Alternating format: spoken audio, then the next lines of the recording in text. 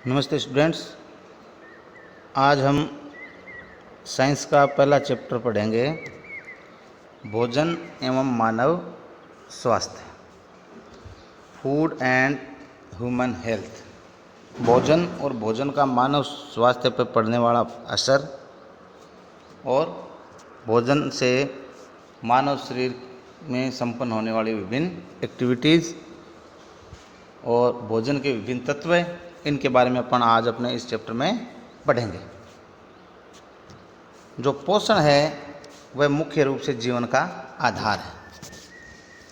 पोषण से ही कोई भी जीव जंतु है उनका जीव संभव है। पोषण से ही जीव है वो अपने वातावरण से विभिन्न जो पदार्थ है वो पोषण के रूप में प्राप्त करता है, और इन पदार्थों के पाचन क्रिया के बाद में जो जीव है वो शरीर के जो अंगों के द्वारा जो एनर्जी बनती है, जो ऊर्जा बनती है, उनसे अपने विभिन्न आवश्यकताओं की पूर्ति करता है। ठीक है, इसीलिए अच्छे स्वास्थ्य के लिए संतुलित आहार लेने की आवश्यकता होती है। ठीक है, संतुलित आहार है वो अपने शरीर को मजबूत बनाता है और रोगों से लड़ने के लिए रोग प्रतिरोधी क्षमता है वो बढ़ाता है। ठीक है, इसके अलावा संतुलित आहार से अपना दिमाग भी तेज चलता है और दिमाग स्वस्थ बनता है। ठीक है, ये अपने जो पोषण से मानव शरीर पे जो प्रभाव है वो है। ठीक है, अब यदि अपने को स्वस्थ भोजन नहीं मिले तो उसके कारण अपने शरीर में थकान आ सकती है और शरीर है वो विभिन्न रोगों से घिर सकता है, रोग हो सकते हैं। ठीक है, अब भोजन के माध्यम से हमारे शरीर में कौन कौन से तत्व हैं जिनकी पूर्ति होती है, उनमें मुख्य रूप से कार्बोहाइड्रेट, प्रोटीन, वसा, खनिज लवण, विटामिन व जल की उचित मात्रा, ये अपने को भोजन के माध्यम से शरीर को उपलब्ध होते हैं। अब बात करते हैं अपन संतुलित भोजन। संतुलित भोजन क्या है? संतुलित भोजन वह है जिसमें सभी आवश्यक पोषक उपलब्ध हों। तो संतुलित भोजन किसे कहते हैं? कि संतुलित भोजन वह है जिसमें सभी आवश्यक पोषक उपलब्ध हों। जो शरीर के लिए आवश्यक पोषक तत्व हैं वो जिस भोजन में उपलब्ध हों वह है संतुलित भोजन। ठीक है, इससे ठीक उल्टा यदि किसी भी पोषक की भोजन में कमी या अनुपलब्धता से भोजन असंतुलित होता है। देखो, संतुलित भोजन और असंतुलित भोजन। संतुलित भोजन वो है जिसमें शरीर के जो आवश्यकता वाले सभी पोषक तत्व उपलब्ध होते हैं, वो संतुलित भोजन। और जो जिस भोजन में सभी पोषक तत्वों की उपलब्धता नहीं होती है, अनुपलब्धता होती है, वो है असंतुलित भोजन। ठीक है, अच्छा, इसके बाद संतुलित और असंतुलित भोजन से होने वाले प्रभाव। यदि लंबे समय तक अपने को पोषण, ठीक है, या पोषण में किसी तत्व की कमी हो तो ऐसी स्थिति को कुपोषण कहते हैं। ठीक है, तो कुपोषण किसे कहते हैं? कुपोषण किसे कहते हैं? लंबे समय तक जब पोषण में किसी एक या अधिक पोषक तत्व की कमी हो तो उसे कहते हैं कुपोषण। ठीक है, और कुपोषण का असर अपने शरीर पे आसानी से देख सकते हैं। कुपोषण से शरीर पे किस तरह का प्रभाव होता है? कुपोषण के कारण शरीर में कई तत्वों की कमी हो जाती है। ठीक है, जिसके कारण शरीर है, जो बॉडी है, वो सही तरीके से कार्य नहीं कर पाती है। ठीक है, तो ये अपने पोषण और कुपोषण, ठीक है, स्पष्ट है। एक बार पुनः देख लीजिए। पोषण क्या है? कि कोई भी भोजन है, जो भोजन है उसमें सभी आवश्यक तत्व उपलब्ध हैं तो वो है पोषण। और भोजन में किसी एक या अधिक आवश्यक तत्वों की कमी हो या अनुपलब्धता हो तो वो है असंतुलित भोजन है। और असंतुलित भोजन से कुपोषण, ठीक है, और संतुलित भोजन से पोषण प्राप्त होता है। ठीक है, अब बात करते हैं अपन संतुलित व असंतुलित भोजन की। संतुलित भोजन क्या है? और असंतुलित भोजन क्या है। अपने देश में देखते हैं तो मुख्य रूप से कुपोषण का बड़ा कारण है गरीबी और मेन चीज़ संतुलित भोजन नहीं मिल पाना, पर्याप्त मात्रा में नहीं मिलना, ये हमारे देश में मुख्य रूप से कुपोषण का कारण है। लेकिन कुपोषण केवल संतुलित भोजन न मिलने से ही नहीं होता है। कई बार हमारी जो गलत आदतें हैं, बुरी आदतें हैं, उनके कारण भी जो संतुलित भोजन है उसका उपयोग अपन सही तरीके से शरीर कर नहीं पाता है और हम कुपोषण के शिकार हो जाते हैं। तो देखो, कुपोषण के दो कारण हो गए। कुपोषण के कारण क्या है? संतुलित भोजन पर्याप्त मात्रा में नहीं मिलना, और दूसरी चीज़ है बुरी आदतें। तो आपको कहें कि कुपोषण के कारण, कुपोषण के मुख्य रूप से दो कारण हैं। एक बार पुनः ध्यान कर लीजिए, कुपोषण के दो मुख्य कारण कौन से हैं? एक तो संतुलित भोजन पर्याप्त मात्रा में नहीं मिलना, ठीक है, और दूसरा कारण है बुरी आदतें, जिसके कारण यदि अपने को संतुलित भोजन मिलेगा तो भी उसका उचित प्रयोग है वो शरीर नहीं कर पाएगा, ठीक है, और कुपोषण के लक्षण दिखाई देने लग जाएंगे। कुपोषण से क्या होता है कि इसका प्रभाव शारीरिक व मानसिक दोनों तरीके से शरीर पे दिखाई देता है। शारीरिक और मानसिक दोनों तरीके से शरीर में दुर्बलता दिखाई देती है। शरीर भी कमज़ोर हो जाता है और दिमाग भी कमज़ोर हो जाता है, ठीक है।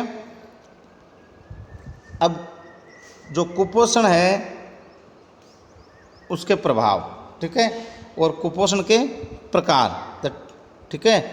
तो कुपोषण के प्रकार कौन कौन से हैं और कुपोषण के क्या प्रभाव हैं? तो कुपोषण का पहला प्रकार अपन पढ़ेंगे विटामिन कुपोषण, ठीक है। विटामिन के कारण जो कुपोषण की स्थिति पैदा होती है उसके बारे में पढ़ेंगे। विटामिन कुपोषण क्या है, ठीक है।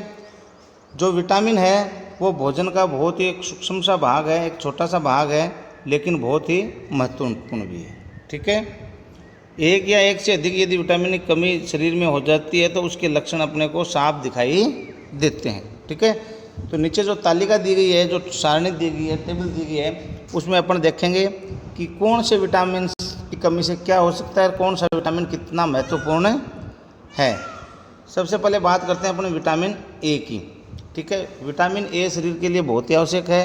विटामिन ए की कमी के कारण रतौंधी नामक के रोग हो सकता है, ठीक है। और इस रोग के लक्षण क्या है? प्रकाश या रात में दिखाई नहीं देना, यह है रतौंधी रोग के लक्षण, और जिसका कारण है विटामिन ए की कमी। दूसरा विटामिन की बात करते हैं अपन थायमिन B12 है। इसके कारण बेरी नामक रोग हो सकता है, आपने पहले भी पढ़ा हुआ है पिछले क्लासों में भी। और इसके लक्षण मुख्य रूप से हृदय धड़कन कम, पेशियाँ एवं तंत्रिकाएँ कमज़ोर हो जाती हैं। ये बेरी रोग विटामिन B12 की कमी के कारण हो सकता है। विटामिन B12 को अपन थायमिन नाम से भी जानते हैं। तीसरे विटामिन की बात करें राइबोफ्लेविन, विटामिन B2, ठीक है। इसी कमी के कारण राइबोफ्लेविनोसिस नामक बीमारी हो सकती है, जिसके मुख्य लक्षण अपने को देखने को मिलेंगे मुंह के किनारे एवं होठ की त्वचा का फटना और स्मृति याददाश्त कम हो जाना। यह आप स्टूडेंट्स के लिए ये जो विटामिन B2 है वो अति आवश्यक है, क्योंकि याददाश्त स्मृति स्टूडेंट्स के लिए काफ़ी बहुत ज़्यादा आवश्यक है। इसलिए ध्यान रहे विटामिन B2 के कमी के कारण राइबोफ्लेविनोसिस नामक बीमारी हो सकती है, और इसके मुख्य लक्षण है मुंह के किनारे एवं होठ की त्वचा का फटना और याददाश्त कम हो जाना, ठीक है। चौथे नंबर पे अपन बात करते हैं विटामिन B3 नियासिन। इसकी कमी के कारण पेलेग्रा नामक रोग हो सकता है, जिसके मुख्य लक्षण अपने को दिखाई देंगे जीभ व त्वचा पर पपड़ियाँ जम पड़ना। जीभ और जो त्वचा है अपनी उसके ऊपर पपड़ियाँ जैसे निशान पड़ जाते हैं, और ये विटामिन B3 की कमी के कारण होने वाला रोग है, ठीक है।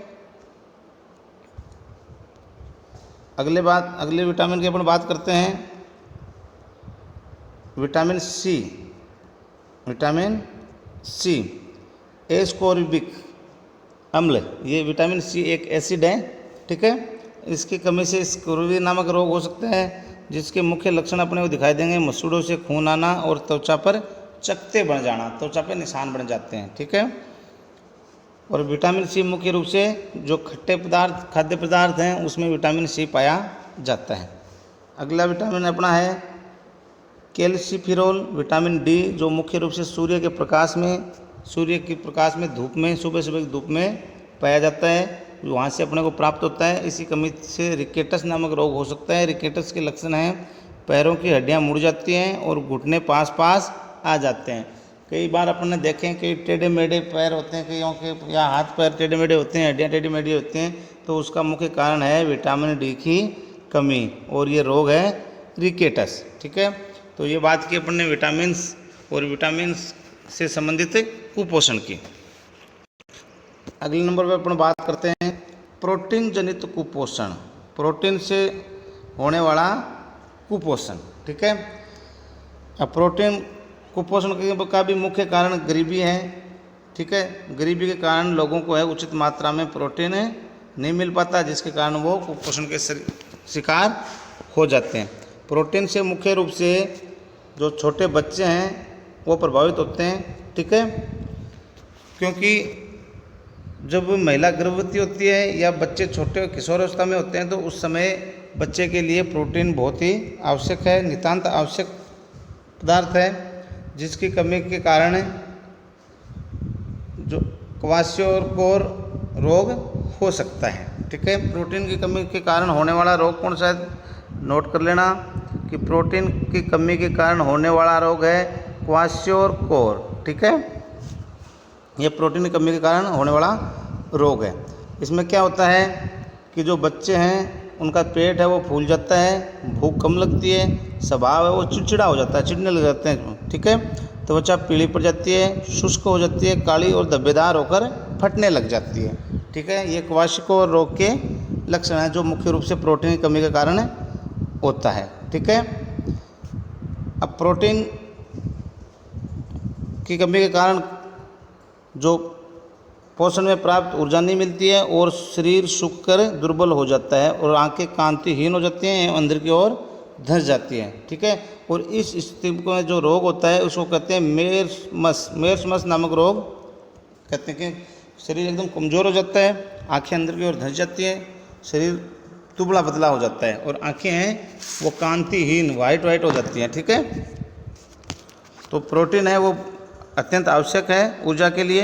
ये अपन ने बात की प्रोटीन जनित कुपोषण से। ठीक है, अगली बात करते हैं अपन खनिज कुपोषण। खनिज पदार्थ की कमी होने के कारण कुपोषण क्या है और किस तरह का है। ठीक है, अब शरीर की कई क्रियाओं के लिए जो खनिज है वो खनिज पदार्थ हैं वो बहुत ही आवश्यक है। इनकी कमी के कारण शरीर में कई तरह के विकार, कई तरह की कमियां आ सकती हैं। मुख्य रूप से खनिजों में अपन बात करें तो लोह तत्व है, जो आयरन है वो रुधिर के हीमोग्लोबिन का एक भाग होता है और यदि आयरन की कमी यदि अपने शरीर में हो जाती है तो इस स्थिति को कहते हैं रक्तहीनता, मतलब खून का कम होना। और इसमें क्या होता है कि चेहरा पीला पड़ जाता है। ठीक है, तो मुख्य जो खनिज पदार्थ है वो अपने शरीर के लिए आयरन लोहा तत्व है, जो मुख्य रूप से जो रुधिर है ब्लड है उसके हीमोग्लोबिन में पाया जाता है और इसकी कमी के कारण चेहरा पीला पड़ जाता है, कमज़ोर हो जाता है। इसकी कमी को रक्तहीनता कहते हैं। कई बार कहते हैं ना कि खून की कमी है, तो वो खून की कमी यही इसी आयरन की कमी को खून की कमी कहा जाता है। इसके अलावा दूसरा जो खनिज पदार्थ है वो है कैल्शियम। ये हड्डियों को मजबूत बनाने के लिए बहुत ही आवश्यक है। इसकी कमी के कारण क्या होता है, हड्डियाँ वो कमज़ोर हो जाती है और भंगुर प्रवृत्ति की हो जाती है। भंगुर प्रवृत्ति मतलब एकदम घिसने लग जाती हैं छिल छिल के। ठीक है, ये कैल्शियम के कारण। फिर अगला अपना जो खनिज पदार्थ है वो है आयोडीन। जो आयोडीन है इसकी कमी के कारण थायराइड जो ग्रंथि है उसकी कार्य प्रणाली है वो कमज़ोर पड़ जाती है, इसकी कार्य करने की क्षमता मंद पड़ जाती है और इस स्थिति में जो रोग पैदा होता है उसे गलगंड या घेंगा रोग कहा जाता है। तो इस तरह से अपन ने मुख्य खनिज पदार्थ देखे। इसके अलावा अपन इस टेबल के जरिए देखेंगे कि कौन सा खनिज पदार्थ हमें कहाँ से प्राप्त होता है और उसके मुख्य रूप से क्या कार्य हैं। सबसे पहले बात करते हैं अपन सोडियम की। सोडियम है उसके मुख्य स्रोत हैं सामान्य नमक, मछली, मांस, अंडे और दूध। यहाँ से अपने को सोडियम जो खनिज है वो शरीर को प्राप्त होता है। इसके कार्य मुख्य रूप से मांसपेशियां संकुचन, तंत्रिकीय आवेश संचरण, शरीर का विद्युत अपघटन और संतुलित बनाए रखना, ये सोडियम का कार्य है। अगला अपना जो तत्व है वह है पोटेशियम। पोटेशियम सभी प्रकार के खाद्य पदार्थों से अपने को प्राप्त होता है। इसका भी कार्य मुख्य रूप से ये है मांसपेशियों का संकुचन, तंत्रिकीय आवेग संचरण, शरीर का विद्युत अपघटन, संतुलन बनाना और विभिन्न कोशिकीय क्रियाओं का संचालन करना। ये पोटेशियम खनिज पदार्थ के कारण शरीर में ये क्रियाएं संपन्न होती है। अगला अपना तत्व है कैल्शियम। कैल्शियम मुख्य रूप से दूध, अंडे और हरी सब्जियों में मिलता है। ठीक है, ये क्या कैल्शियम का क्या कार्य है कि ये विटामिन डी के साथ में हड्डियों और दांतों को मजबूत बनाता है। यदि हड्डियां और दांतों को मजबूत बनाने में मुख्य रूप से कैल्शियम की अहम भूमिका होती है। अगला पदार्थ अपना फास्फोरस। फास्फोरस है वह दूध, हरी सब्जियां, बाजरा, रागी, सूखे मेवे, यकृत तथा वक्र में पाया जाता है। यहाँ से अपने को प्राप्त होता है। ये जो कैल्शियम है, जो फास्फोरस है वो कैल्शियम से मिलकर हड्डियां तथा दांतों को मजबूत बनाता है। ठीक है, फास्फोरस। फिर अपन बात करते हैं लोह तत्व है, जिसकी बात अपन ऊपर भी कर चुके हैं। ठीक है, आयरन।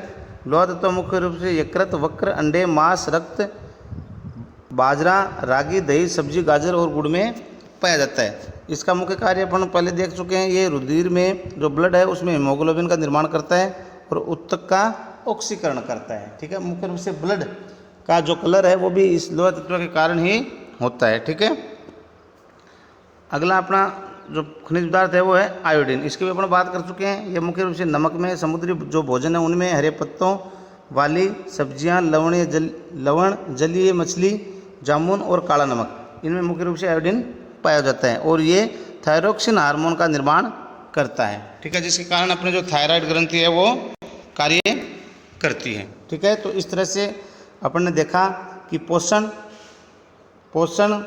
क्या है, संतुलित असंतुलित भोजन क्या है और मुख्य रूप से कुपोषण कितने प्रकार के होते हैं। अपन मुख्य रूप से 3 प्रकार के कुपोषण के बारे में पढ़ा, जिसमें विटामिन जनित कुपोषण, दूसरा प्रोटीन जनित कुपोषण और खनिज पदार्थों की कमी से होने वाला कुपोषण। ठीक है, इसके बाद में आगे के चैप्टर में अपन पढ़ेंगे मानव स्वास्थ्य।